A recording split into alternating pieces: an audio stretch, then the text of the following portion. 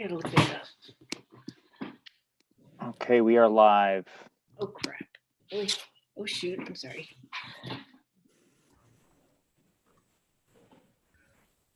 Good evening, everyone. We are meeting tonight under extraordinary circumstances. Our community, along with communities around the country and the world, have been observing social distancing and other health safety measures to slow the progress of COVID-19 pandemic for several months. Pursuant to the State of New York Disaster Emergency Good evening, Declaration. everyone, and welcome to the October 22nd, 2020 Zoning Board of Appeals hearing for the City of Rochester. This begins the public hearing portion of the evening. And at this point, I'm going to turn it over to the chair, but real quick, I just need to remember, we need to go over site visits before each of the cases because we didn't do it in the pre-meeting, so we'll do it before each of the cases. And now I will turn it over to the chair. Okay, sorry. I was already reading. That's no problem. Good evening, everyone. We are meeting tonight under extraordinary circumstances. Our community, along with communities around the country and the world, have been observing social distancing and other health safety measures to slow the progress of the COVID-19 pandemic for several months. Pursuant to the State of New York Disaster Emergency Declaration and executive orders, as well as the local emergency orders issued by the mayor of the city of Rochester, we are authorized to hold this hearing virtually, subject to waivers of certain requirements of New York State open meetings law and the Rochester zoning code. In addition, at a prior meeting, we amended the zoning board rules and procedures to allow us to conduct this hearing in the manner I will now describe. Primarily, these waivers involve the requirements for in-person attendance at this hearing. The emergency orders permit us to hold this hearing by teleconference with no in-person attendance, allow applicant presentations by teleconference, and allow public comments, both in favor of and opposed to the application, to be submitted by email, by hard copy document mailed to the zoning office, or deposited in the secure drop box located in the link entrance or in the permit office of City Hall, or by call-in to the hearing. Written public comments and requests to schedule the call-in comments were all required to be submitted by 5 p.m. yesterday. Although the conduct of this hearing has been altered from some of our normal procedures, many things remain the same. All the normal notifications for this hearing, including mail notice, publication, and posting of this notice, were followed. All the normal timeframes for applicant presentations and comments in favor of and opposed to the application remain the same. The normal staff report was prepared and posted on the city website. And most importantly, this board will hear, review, and make decisions about all the applications with the same diligence and using the same standards as required by the zoning code. Before we begin, I would like to explain the ground rules of the hearing. When a case is called, the applicant will be allowed 15 minutes to present their case to the board. The applications and full staff reports were all posted on the city website at least a week ago and were available for the public to review. All applicants were advised to ensure that their applications were complete and included all information that they intend to present at this hearing tonight. As the application is being presented, staff will identify and show the pages of the application that the applicant is addressing in the presentation. Following our normal procedure, the board members may ask the applicant questions about their application. After the applicant's presentation is completed, any scheduled call-in comments will be heard and staff will read into the record any written comments that were submitted after the staff report was posted on the city website. All public comments will be limited to 10 minutes if submitted by a neighborhood association and 3 minutes for all other comments. And the reading of comments will be summarized to fit within these time frames. If multiple submissions repeat the same comments, staff will summarize those comments. Public comments that were received in time to be included in the staff report will not be read into the hearing record. After the call-in comments have been heard and written comments have been read, the applicant will have 5 minutes to provide any rebuttal testimony. At the conclusion of the applicant's rebuttal testimony, the case will be closed. However, if the board determines that substantial new evidence has been presented by the applicant during the hearing, either during original or rebuttal testimony, the case will be adjourned and held over to the board's next announced hearing date in order to give the public the opportunity to review and comment on the new evidence. After completing all of the hearings on the agenda tonight, the board may take a short break, which will be announced. After the break, the board will commence deliberations and voting on all the applications. accept any application that has been adjourned to another meeting date. Please note that if your case is approved today, a written decision will be mailed to you within 15 business days. The decision will inform you of the next steps to complete in the approval process. Before we open the first case, please note that we are all volunteers. I would like each of the board members to confirm their presence for purpose of a roll call and establishing a quorum for this hearing, and to introduce themselves and mention their area of expertise. We'll start with Jim. Good evening. My name is Jim Best. I live in the northwest quadrant of the city. I was a telephone engineer for just under 50 years. Thanks, Jim. Matt? My name is Matt Bain. I live in the northwest quadrant of the city, and I work in real estate and software development. David? My name is David Carr. I live in the Northeast. I'm in land development. Thank you. So, Lorene? Yes. You went mute again. I did. All right. I got it. Good evening. My name is Lorene Jennings. I live in the east end of the city. And I'm in marketing and communications. What else? Is that it? That is it. That's it. That's all, folks. Cora? I'm Cora Murphy. I'm in the northeast section of the city, and I am a licensed real estate broker. And Holly? Hi, I am Holly Wheeler. I live in the southeast quadrant of the city and I work in higher education. And I'm Tyrese Bryant. I have a background in urban planning, and I work in real estate and land use development, and I live in the southwest section of the city. Matt, we're all ready for case number 1. Yes, and I'm going to run through. Is there any board member, this is for site visits. Yeah. Any board member that did not visit case number 1 site, 3335 Flower City Park? Okay, all board members visited for case number 1. Okay, so case number 1 is file V. Matt, I just got a quick question. There is somebody logged in as an attendee under Pathstone Development Corporation. I want to allow them to talk, just to identify themselves. Do you know who that case may be for? Yeah, it'd be case number 3. Case number 3? Okay, thank you. Yep. Okay, case number 1 is file V-017-2021. It was held from the 9/17/2020 zoning board hearing. It's an area variance at 33-35 Flower City Park in the R1 low density residential district. The applicant is John Pompa, and the purpose is to legalize an expansion of asphalt in the rear yard of a 2-family dwelling, exceeding the maximum lot coverage requirement. Hi, John. How are you?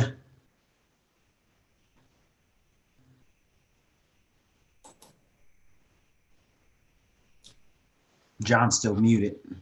Can you hear me? Yeah, I can hear you now, John. Okay, there you How go. are you tonight? Good, thank you. How are you? I'm good. I'm going to swear you in, and then we'll get started. Do you solemnly affirm that the testimony you are about to give in this hearing is the truth, the whole truth, and nothing but the truth? I do. 15 minutes. The floor is yours. Okay. Well, we had this discussion before, and I showed the board plans of my backyard in the driveway and what had happened with it over 30 years ago. So what I'm trying to do now is resurface the driveway, the existing driveway that's there now. I was asked to show a parking diagram of where the vehicles go in the back, where snow removal goes, and where the trash totes would be. So that's what I did. I sent all that information. I think you guys have it, just the drawings. So vehicles 1, 2, 3, and 4, and then the trash bins are along the side of the garage. Snow in the winter goes towards the back area of the garage and also on the bit of grass that's behind the house. There are trees back there, and usually I have a flower bed back there as well. Last fall, I removed a bunch of shrubs that were in the front of the house. They were dead and had seen better days. That was all cleaned up, and I had planned on putting new landscaping there this year. Unfortunately, suffered an injury at work and needed surgery. So I've kind of been out of commission for this past year. So with the new dry diagram that I drew up for you guys, I'm showing you the new landscaping, shrubbery, stuff for the front of the house. And as far as the back goes, showed you guys where everything would be with there. I was asked about cutting back on some of the driveway. Honestly, the back portion of it where the dotted lines are would be the only area I could see. It's a 16-foot wide section. I go back probably 4 feet, only because the trash bins are along the side of the garage. In the wintertime, I actually move those trash bins to behind the house, just for the reasoning that the snow is pushed back there and sometimes they get trapped or the snow gets pushed up against them. So sometimes it's easier to put the trash bins behind the house area. That's about a 10-foot section. It's easier to do that in the winter. The trash, doesn't smell in the winter. It can stay against the house. In the summertime, I move the bins back along the side of the garage because there are windows there. Another area where I could trim off some of the asphalt is on the very side. It's a 41-foot piece of asphalt by maybe a foot. Doing that, the vehicles, as they turn in and out, may or may not drive up onto the grass to get around. So in other words, if vehicle 4 is backing out and it turns its wheels, it'll go up onto the grass to get around vehicle number 2. Those are really the only 2 options I have as far as reducing the asphalt amount back there. The whole purpose of this is for tenant safety, to reduce cars parking on the street. It is a narrow road. It's a single lane on that end of Flower City Park. And in the wintertime or a weekend or anytime after 5 o'clock or early in the morning before people leave for work or for school, the street has quite a few vehicles on it. I explained all this before. I'm just trying to get some parking for the tenants, safety of the tenants, to have them off the roadway. It helps emergency vehicles, helps snow plows, et cetera, et cetera. So that is the reason why I'm applying for this. This was done 30 years ago. Unbeknownst to me, the contractor did not obtain a permit for it, as he lied to me about it, and I did not know that. But this asphalt has been here for over 30 years. I'm just asking for it to remain there. I'm just trying to get it redone so that the driveway is in good shape for tenants.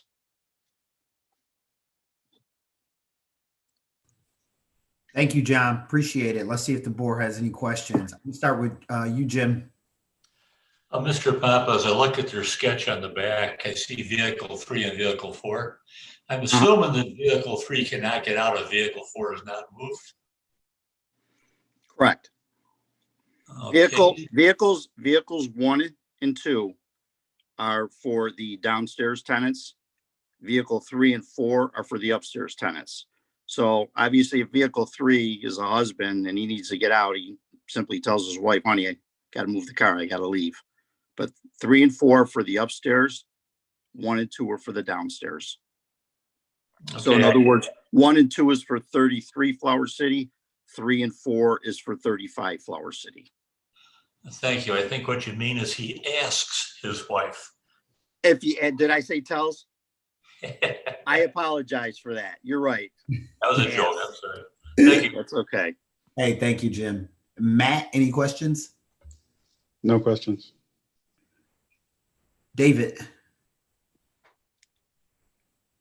David is having internet connections. He is trying to reconnect now, so I would skip over him and go to the next person. Lorraine? No questions. Cora? No questions for me either. And Holly?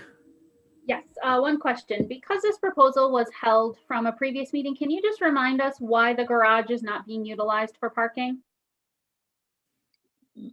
Inside the garage, Yes.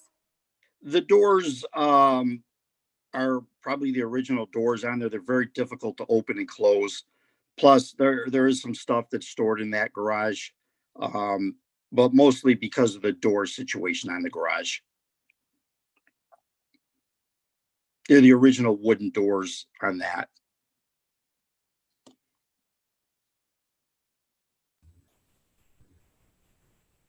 Any other questions, Holly? No, thank you.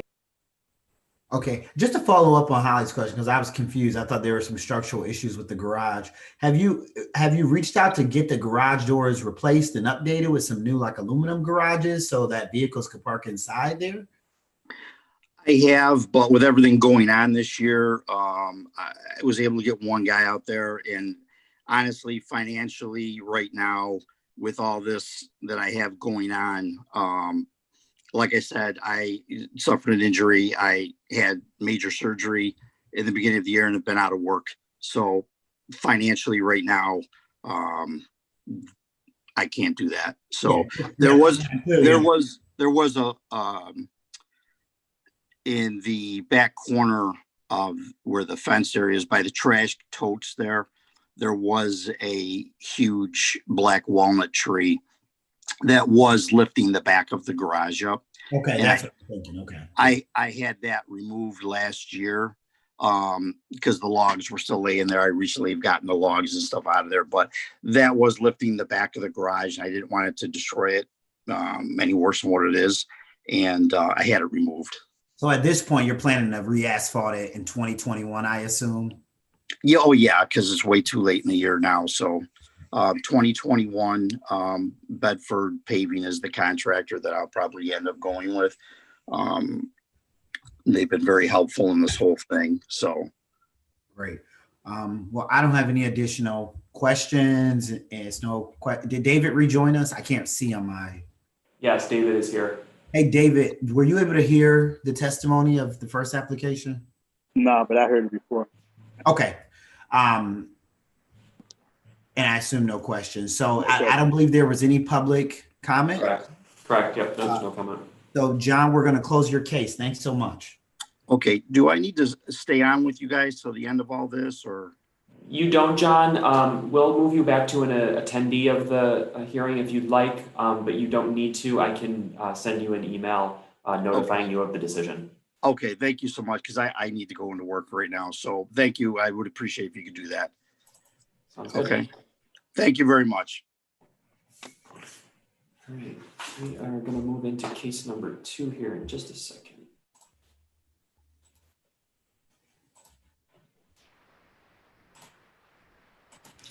Okay, case number 2. Let's get started with the site visits first.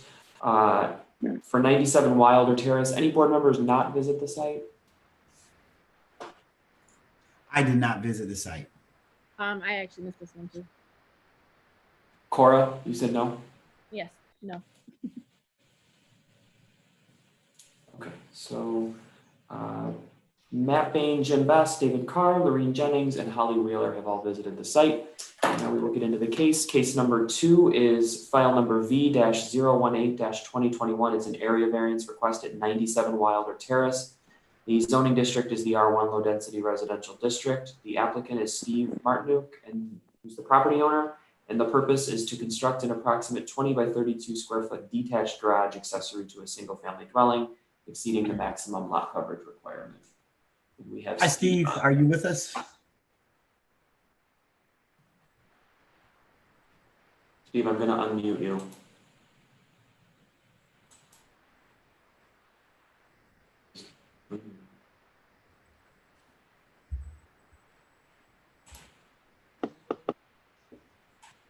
Hello.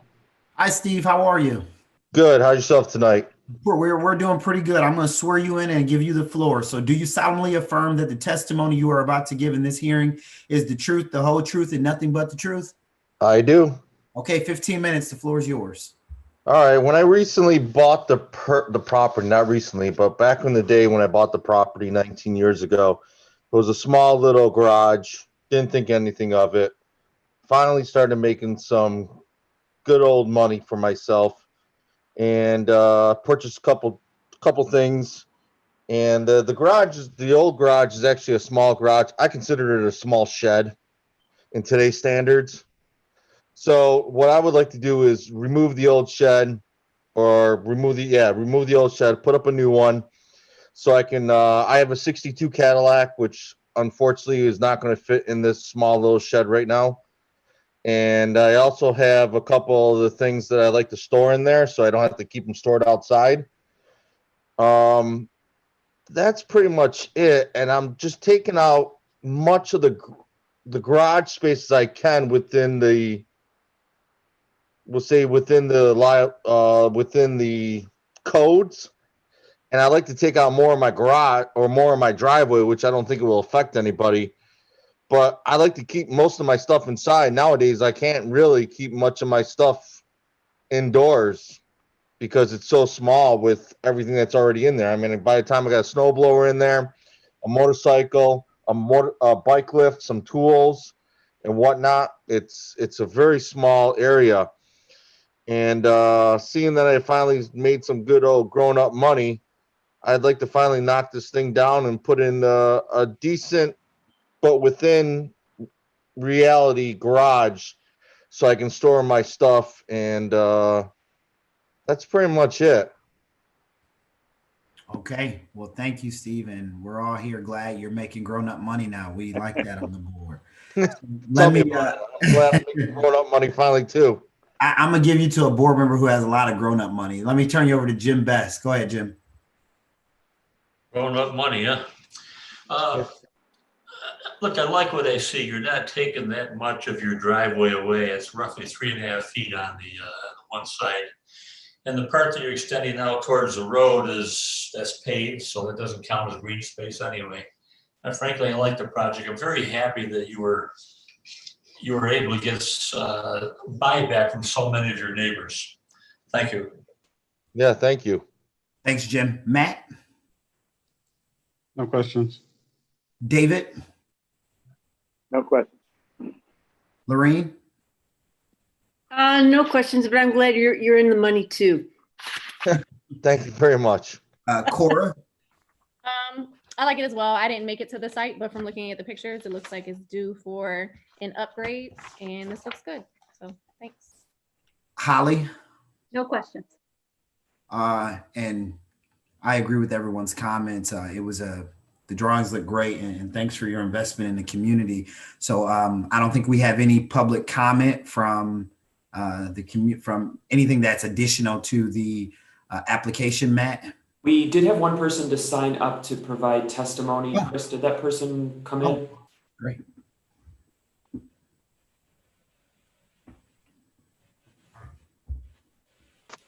I don't see them here. They are not an attendee. Okay, all right. So someone had signed up to speak and provide testimony. We sent them the link, so they must not have used it. So beyond that, no, there is nothing additional for this case. Okay, Steve, thanks so much. We're going to close your case. No, thank you very much. You guys have a good night. You too. Thank you. Bye. All right, with that, we will jump into number 3. Give me a second here, I'll pull it up.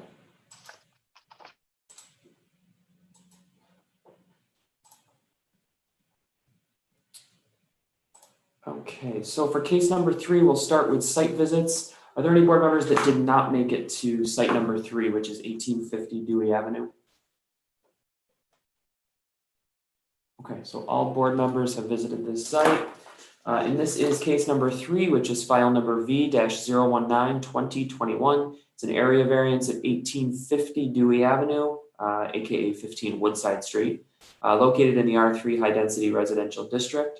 The applicant is Rob Kane of Pathstone Housing Action Corporation, and the purpose is to establish the use of an approximate 3,100 square foot daycare center, not meeting certain additional requirements for specified uses. Hi, Rob. Are you with us? Hi, everyone. I am. Tyrese, just a moment. We have a board member, I think, that's going to recuse himself on this matter. Is that correct? That's correct. This is Matt Bain. I have to recuse myself from voting on this matter due to potential conflict of interest. We have Rob, and it looks like we also have Evan with us. Okay. All right. Thanks, Matt. Is Evan there? I can't see him, what I'm seeing.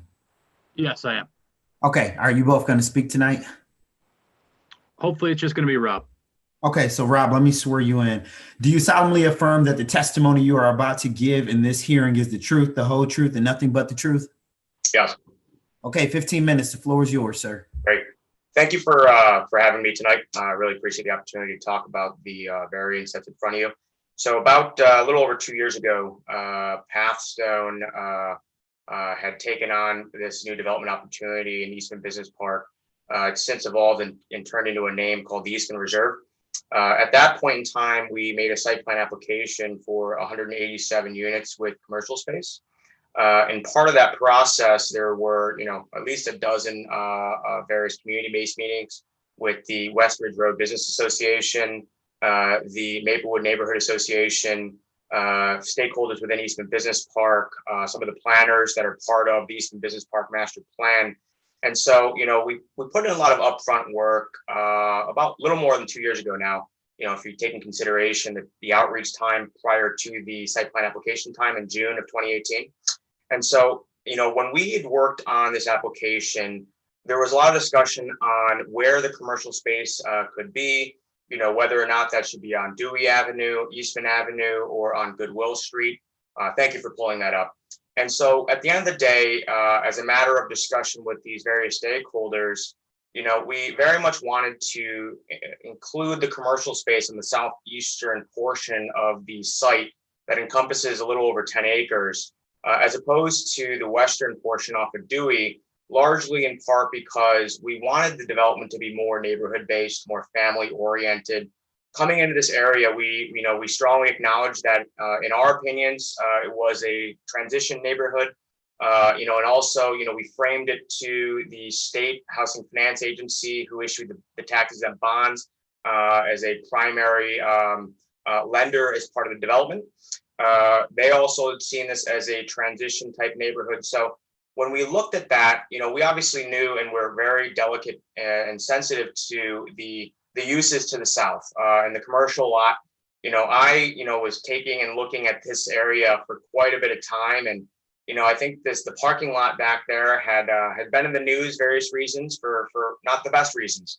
And so, there also at the time, there was a lot of different users and tenants along West Ridge Road, where we looked at, what is the long-term implication here and how can we best meet the needs of the neighborhood association, the city of Rochester and Eastman Business Park.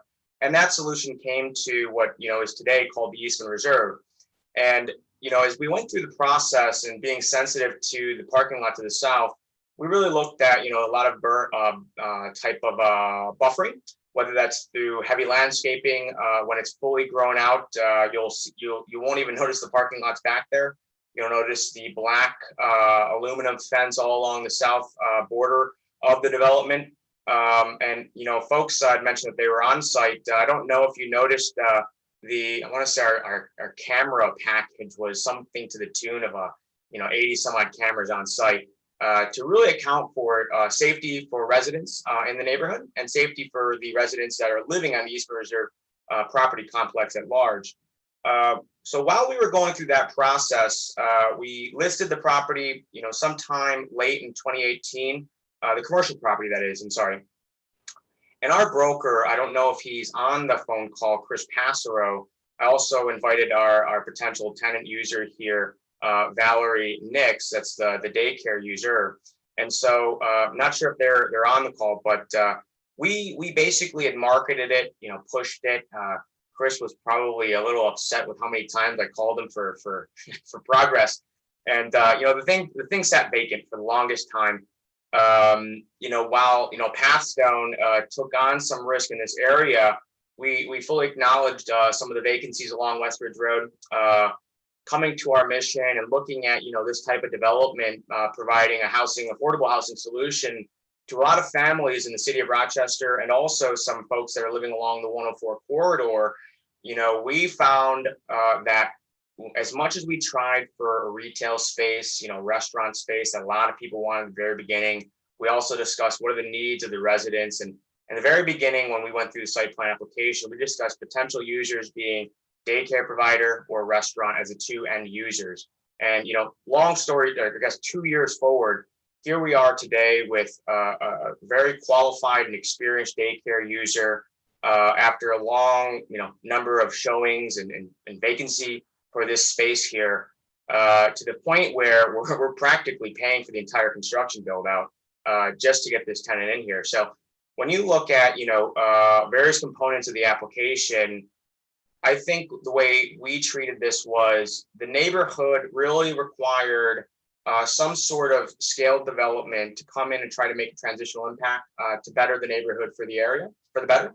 And, I've heard that some folks are brokers on here. I personally look at a couple of listings in this area, and I keep seeing sales go up and up and up, and especially in this area. So that's great to see the community revitalization impact that is correlated with our development here.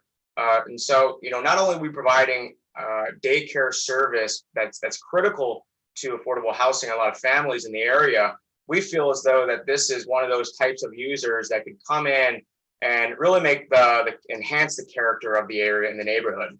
And so as you can kind of go through the application, we've made note of some of the financial impact that we have had for quite a bit of time for this type of user. We were very aware of the surrounding uses at the time of construction and site plan approval, to the extent where, we were monitoring uses. There was an adult entertainment type user that there was, I believe, in the news for closing. So, from our perspective, it's not really looking at the users, look at the potential uses around the area. And so we thought there was enough positives in the area, given our market study, given, the demand that will be required on just the development itself for a type of daycare users such as this.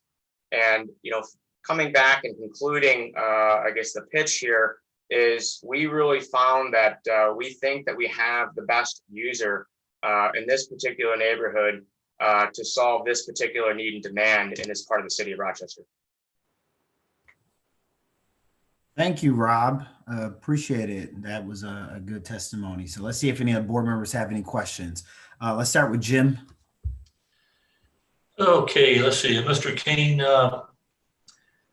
as far as the daycare center goes, what's the range of the age of the children? They'll have from early age all the way to school age. And there's 4 different sections.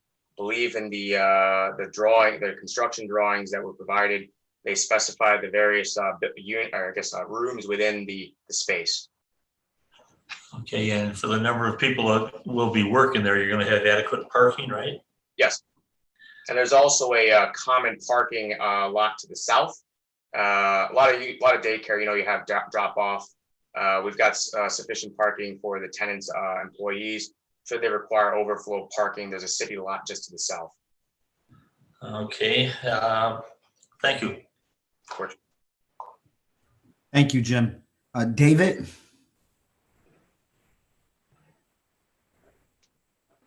I don't have any. Thanks, David. Lorraine?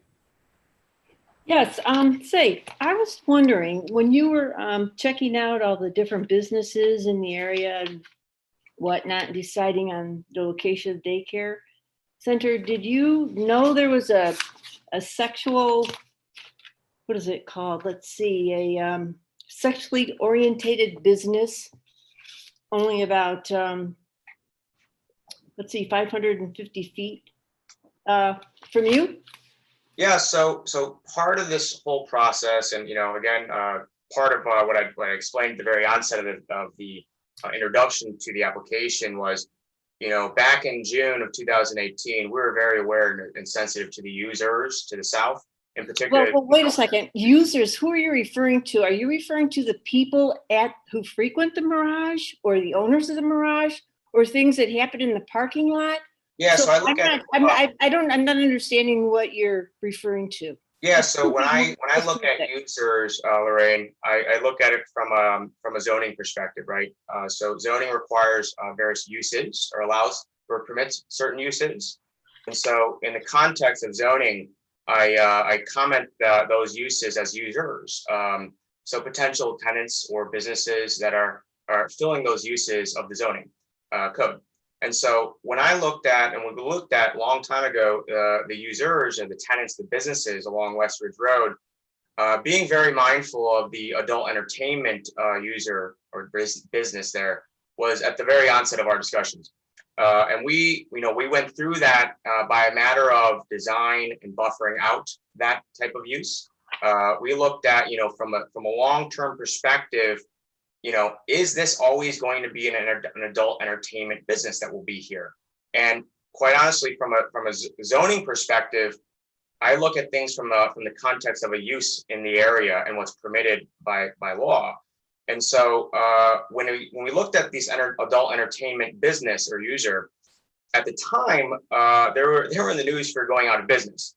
And so, from my perspective, we don't have a crystal ball on whether or not that business is going to be an occupied space for an adult entertainment use space 2-3 years down the road.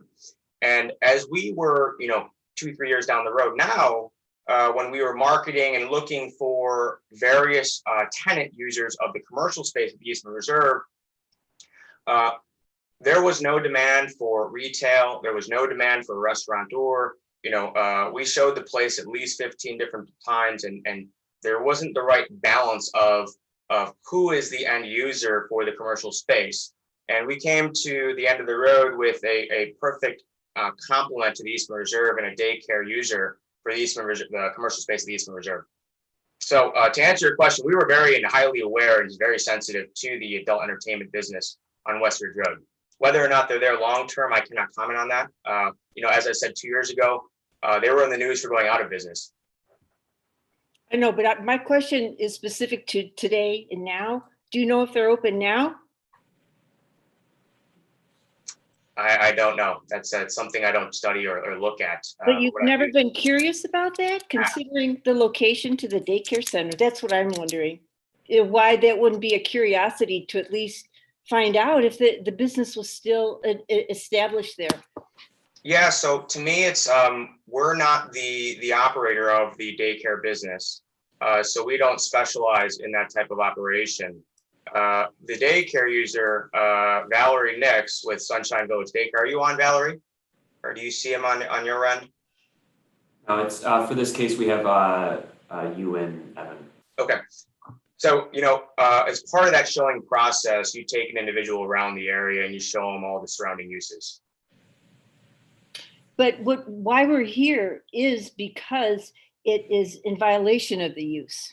Okay. Right. That's what they're. So I think what the applicant is saying. Yes. I'm sorry. Yeah. So what the applicant is saying, Lorraine. So when he talks about users in the area, and I think he was referring to the north side of West Ridge Road. So that corridor of West Ridge Road has many uses.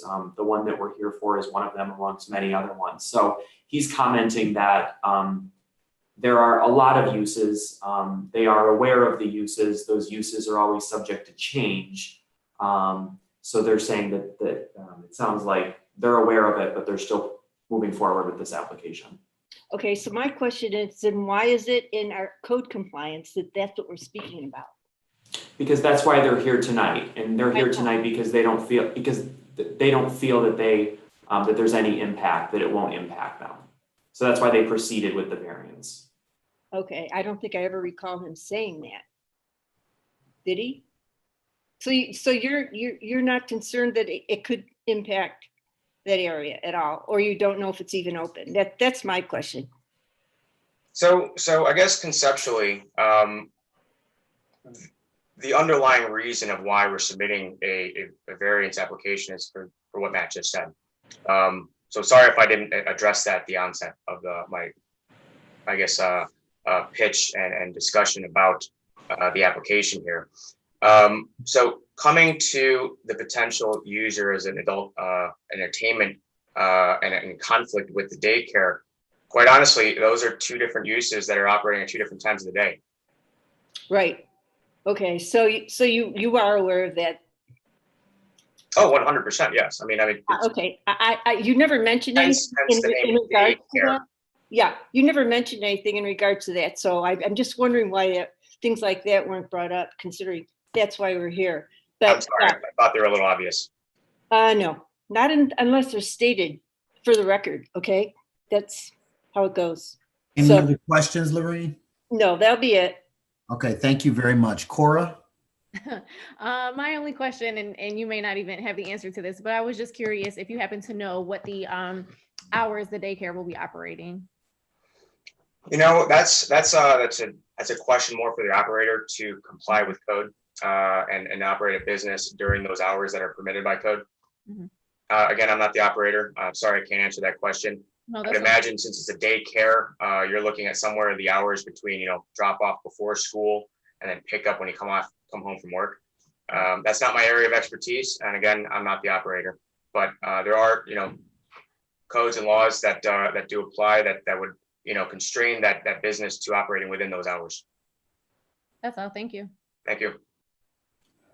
Thank you, Cora. Holly, any questions? No questions. And my question was more in line with first, Rob, I think this is fantastic. You guys did a great job with this overall project. Just to commend Pathstone. Was there going to be weekend hours and what were the hours of operation? So more in line with what Cora asked, but it doesn't seem like we have that information. But I don't think it's necessary for a lot of the board members' decision making. But it would have been good to have that information. But I've got no other questions, and just thank you guys. This is a great project, and this daycare is going to be a great asset to the community.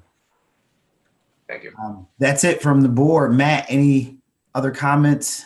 No, nothing, no signups and no additional feedback to read into the record. Okay, Rob, thank you so much. We're going to close your case. Appreciate it. Thank you. Have a good evening. Thank you. Jump into the last case while I pull this up here, and then we will do site visits. Give me 1 second here.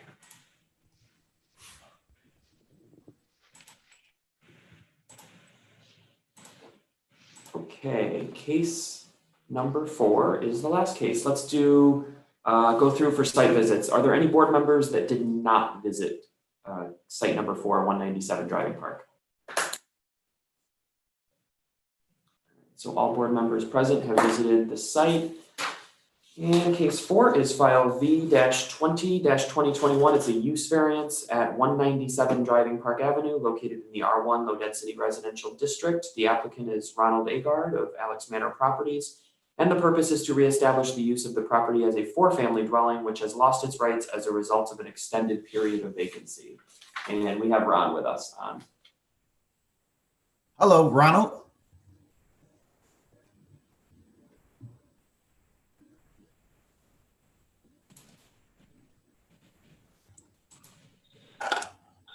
You should be good. Ron, are you there? Yes, I'm here. Okay, perfect. Hi, Ronald. You go by Ron or Ronald? What should I call you tonight? Ron. Okay, Ron, I'm going to swear you in and give you the floor. Do you solemnly affirm that the testimony you are about to give in this hearing is the truth, the whole truth, and nothing but the truth? I do. 15 minutes. The floor is yours, sir. Yeah, I purchased this property in February 2005. And shortly after, I got a loan to do the repairs to the property. And I made an application for a CFO. And just 2 weeks before the scheduled inspections for the CFO, the property was burglarized and a lot of materials were stolen. And the windows were damaged and some of the doors were damaged. So that set me back a whole lot because the place was almost ready to be inspected. So I had a cash flow problem at that time. I did ask the inspector at the time, Mr. Bruce Wilder, to issue me a conditional CFO so someone could be placed on the property to protect it, but it was denied. And again, shortly after meeting with Mr. Wilder, the place was broken into again and vandalized. So I had a choice of either paying my taxes or getting another loan. I tried to get a second loan, but I was turned down because of the potential of gaining revenue to repay the loan. So that helped me up a whole lot. Then 2009, I was diagnosed with cancer and I was out of commission for a year. I had surgery twice in 2009, 2010. And since then, I've been struggling to get funds to fix the property, the portions that were damaged. So that is one of the main holdups that I've had. And I have prepared some documents that I submitted with my application. Attachment number 5 shows the work that needs to be done if we were to deconvert our property to a single family unit. And it's about $57,000. We have a detailed breakdown from each apartment, what has to be done from one unit to the next and from one room to the other. And in addition to that, we have some outstanding work that resulted from the burglary and vandalism. I also did an analysis on rents based on a 4-unit and a single family that I've also submitted in my application. It shows that we have a positive cash flow if we keep it as 4 units. If we go to a single family, we'd have a negative cash flow of $3,479 per year. Also, attachment number 9 gives a breakdown of what we've spent to date and what's outstanding as total requirements to complete the work. The other issue that is not noted on my breakdown of income and expenses is the new law that was established and passed in the Senate of New York, where a landlord now, it takes a minimum of 60 days to evict a tenant, and it could be as much as 90 days. So that would also negatively impact our returns because your vacancy rate is not going to be increased. Based on our experience in the city of Rochester, most tenants do not stay in an apartment shorter than 1 year. Sometimes we have tenants that move out within 6 months, 7 months of occupancy. So I'm really pleading with the board to examine my case, and if there's any way I can really get the opportunity to maintain this property in the condition as it is. Okay, thank you, Ram. Before I open it up, I have, how many, you mentioned multiple times, and this is, and it'll get to the core of my question. How many properties do you own in the city of Rochester? Right now, I only own 2. I previously owned 17 properties in the city. And over time, have any of those previous properties become vacant? You mean totally vacant? Vacant in terms of the city of Rochester flagging them as a vacant property as they did this property? Okay. No. Yeah, so I was just trying, so it's part of that question is just trying to consider, what's the main crust that this property's been vacant for such a significant amount of time under the same ownership, and you've had multiple other, you listed out some concerns and some health concerns, which I'm definitely respectful of, but it just seems it's a bit irresponsible to have, a property vacant for so long and you own and operate many other properties in the city. So I guess I didn't get the crust of why this has been vacant. A little bit of the financial concerns and the health concerns of why it's been vacant for such a significant amount of time. And I mean, you didn't even try to sell the property. I didn't hear that in your testimony. So can you talk a bit more about that? Because I just didn't hear that in your testimony. Yeah, the property was vacant for that length of time because of shortage of finances. As I mentioned, we had several burglaries and major components were removed from the property. And then my illness, I was ill for 2 years. And now that I think that I have some finances to finish the work to maintain the property in its current condition, that is why I would like to proceed with it right now. Is the source of finances from a loan that you'll be receiving for the repairs? Yes, and the first set of money that I spent on the building, so far I've expended $33,000 in repairing the property. I had a loan for $25,000 so that. Okay. I had a short-term loan to do that.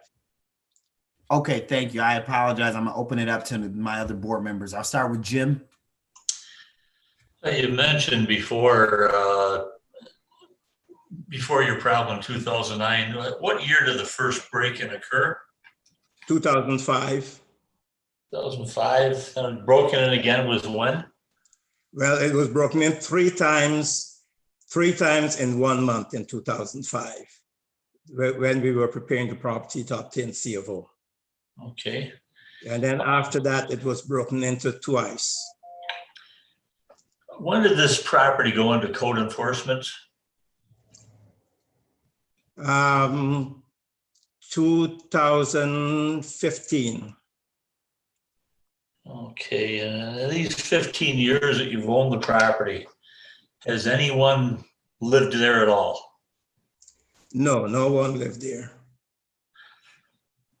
Normally, when we handle a case like this, we take a look at the financials, not necessarily on the 15-year basis, but right now it would become if you had to deconvert down to one, you're given that information.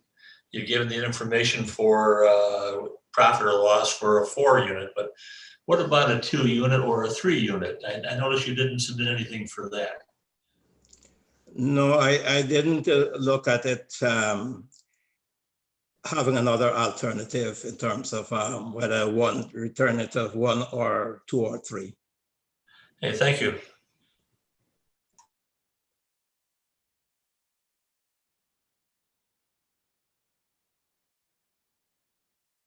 Sorry, I couldn't hit the mute button. Thank you so much, Jim. Matt?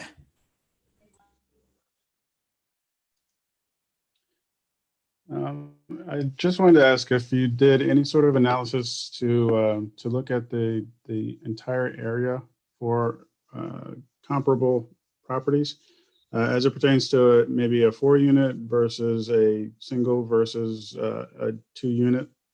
And I draw the comparison only because of proximity, but there's a 2-unit right next door. Have you looked into the numbers as it pertains to possibly a 2-unit? There are several multiple units nearby, just across the street. There's a blue house. I know around 2012, it was, I think, 10 or 12 units. Going up the street towards Dewey Avenue, there's another 3-story there that I think contains about 20 or 25 units. But there are several multiple rental units in the area. But I can get that information within a couple of days, to be specific. Okay, thank you. Thank you, Matt. David?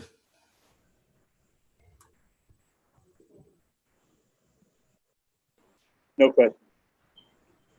Lorraine? Yes, I just wanted to ask you if this is correct or not. Did you say you did own 17? You had 17 rentals? Yes, I did. Okay. Yes. Okay. So was that something that you lost during that 15-year period of the non-vacancy? No, I didn't. No, I didn't lose them. Pardon me? No, I didn't lose them. I sold them. Oh, you sold them. Oh, okay. Okay, great. All right. So you just have 2 left now? Yeah, just 2 properties. in the Okay. city. Okay, great. Well, that clears that. Thank you. You're welcome. Thank you, Lorraine.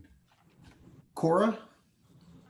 Forgive me if you said this already, excuse me, but after the property was burglarized in 2005, have you done anything in the house? Have you made any gradual repairs or maintenance, or have you just been? Yes, we have done major work since the burglary. That recommenced 2011 after my surgery. Okay. Can the applicant, can you, Ron, can you go over a little bit about, in answer to her question, what some of that work entailed? Yeah. The work that's completed? Yeah, she was talking about work that you've done. Yeah, what work has been completed? Yeah, if you look at Exhibit 8, We have a complete list of work that's already completed.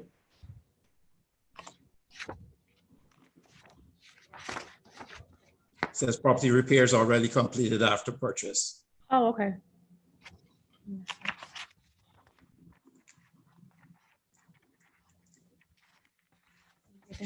Okay, thank you. You're welcome. And Holly? The only question I had was already answered, so I'm all set.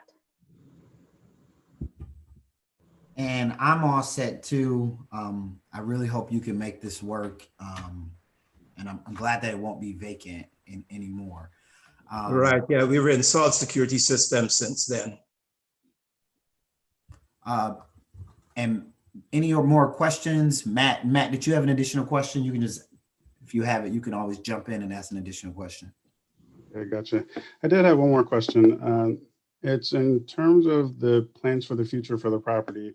I know that you mentioned that the purpose of this is to convert it, and your hope is to be able to fix the property up. But I guess my question is, once it's repaired, is your aim to sell the property just as you sold the other properties? No, I'm hoping to keep it to recoup some of my losses. Gotcha. Any other questions from any other board members? Okay, great. Any comment? I don't believe we have any comment, Matt, from the city. I mean, from the public. That's it. No one signed up and no feedback to read into the record. Okay, great. Thank you, Ron. We're going to close your case. Thank you. And that will conclude the hearing portion. Exactly 7 p.m. Do you guys want to go right into deliberations? Yeah, I think that would be great. Okay. What we're going to do is, Chris, if you want to stop this stream, and we'll just start a new stream for the deliberations so it's separate on YouTube. To anyone watching on YouTube, we will